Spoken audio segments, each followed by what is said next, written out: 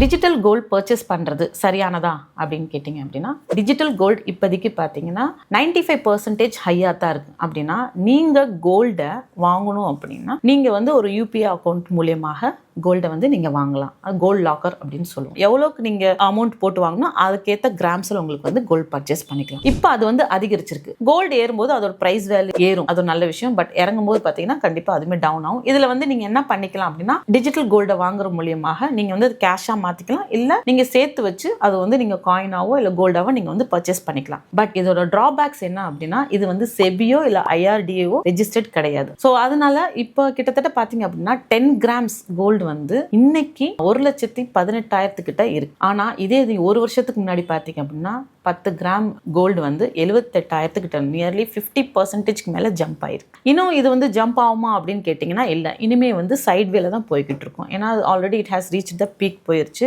USD டாலர்ல பாத்தீங்கன்னா கிட்டத்தட்ட 3,780 ரூபாய் கிட்ட இப்ப தங்கம் வந்து இருக்கு பர் அவுன்ஸ். ஸோ இதுல நீங்க இப்போ இன்வெஸ்ட் பண்றது அப்படின்றது கோல்டு பர்ச்சேஸ் பிசிக்கலா வாங்குறது அப்படின்னு நல்ல விஷயம் இல்லை. டிஜிட்டல் கோல்ட்ல வாங்கும்போது அது செக்யூர்டான்னு கேட்டால் அது வந்து செக்யூர்ட் கிடையாது. Because it's not control but the SEBI கிடையாது. ஸோ அதனால வந்து நிறைய சைபர் அட்டாக்ஸ் எல்லாம் நடக்கிறதுக்கான வாய்ப்புகளும் இருக்கு. ஸோ பார்த்து நீங்கள் வந்து அதில் இன்வெஸ்ட் பண்ணுறது பெட்டர். தேங்க்யூ.